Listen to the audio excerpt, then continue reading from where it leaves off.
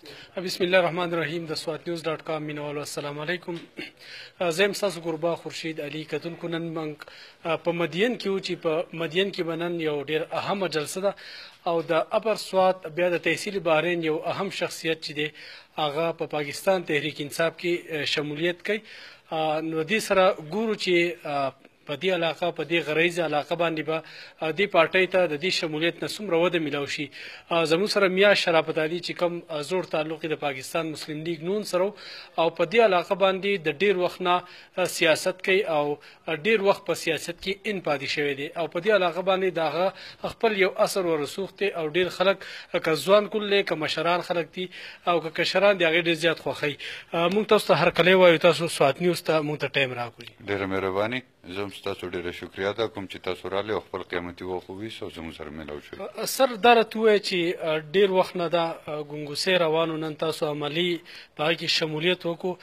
نورې پارټیانې هم ډېر زیاتې وي په دې علاقه کې په د پاکستان په سطح باندې دلته سیاست کوي. تحریک انصاف چناو تاسو ولې وکړو؟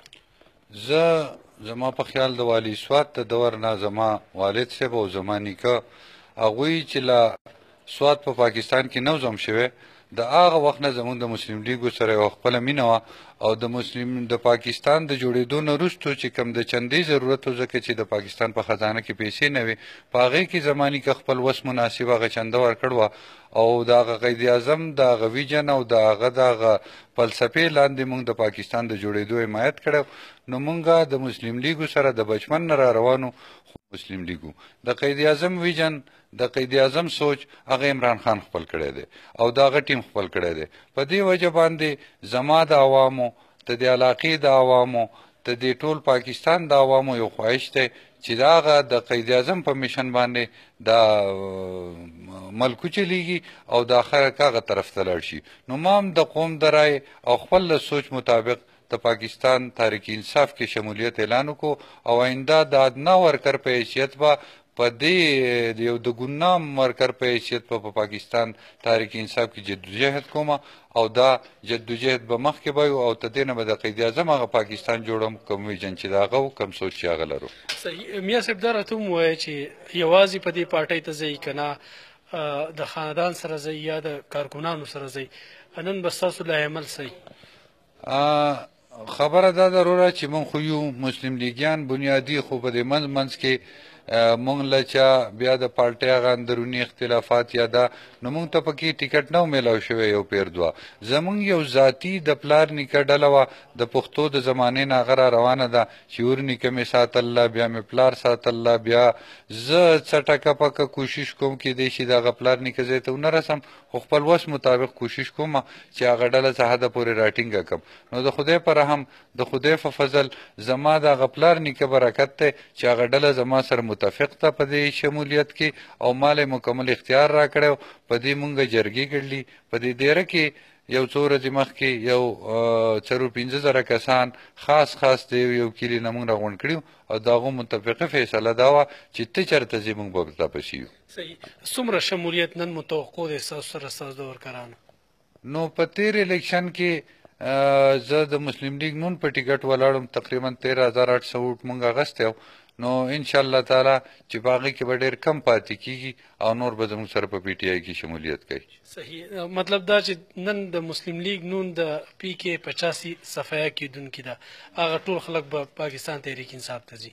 بالکل جی تاسو ویلی شئ چې دلته کې کم طریقه کار د مسلم لیګو روانو هغه د قید اعظم د ویژن نه یو هټ کر یو مسلې روانې وي ذاتي پارټیانې جوړېدې ذاتي ګروپ بندیانې کېدې ذاتي یو حیثیت جوړېده. نو د هغې د وجې هغه مسلم لیګ هغه پاتې نه شو او هغه به انشاءالله تقریبا پی ټي آی ته ټول راځي او که زه دا نه نیمه پاتې کېږي نو انشاءالله هغه به هم په میاشت نیمه کې ټول راغونډېږي او هغه به په پی ټي آی کې شمولیت کوي. بلکې د نیشنل پارټۍ د پیپل پارټۍ د چا ورکر چې هم لږ ډېر څه سمجھ بوج لري نو هغه به پی ټي آی ته راځي. صحیح. میا صاحب آخري پوښتنه مې دا ده چې په روان الیکشن کې به برخه اخلئ د پی ټي آی کینډیډیټ که نه بل څوک به ودرېږي؟ د پارټۍ یو خپل اصولي د پارټۍ یو خپله طریقه پارټۍ ته زما دونه پورې حق رسي چې زه درخواست جمع کم د بعضې کارکنانو د شوق مطابق.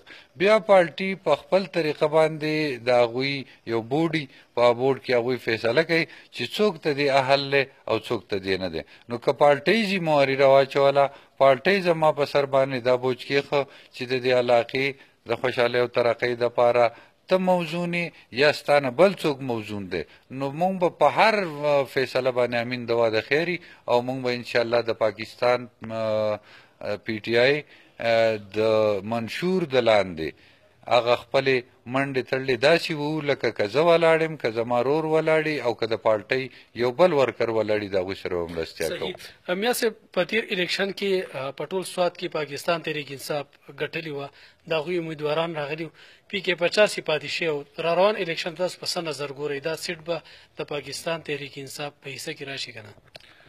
دا ډېره ښکاره خبره ده. تیر پیر که کم الیکشن مونږ بیللی نو زما کم انداز چې دی او زما کومه طریقه چې ده نو هغه بالکل د پی ټي آی د ورکر او د پی ټي آی د ملګرتیا ده. چونکې زه د مسلم لیګ نون نه ولاړو نو ما د پی ټي آی ووټ 2 ځایه کړی دی. داسې نه ده پی ټي آی زما ووټ اخیستی دی، ما د پی ټي آی ووټ اخیستی دی. که چېرې زه د پی ټي آی نه ولاړ وی نو انشاءالله تعالی دا به د 35,000 نه په کمه مونږ ګټه او دا سیټ به مو په 35,000 ووټونو باندې ویسته.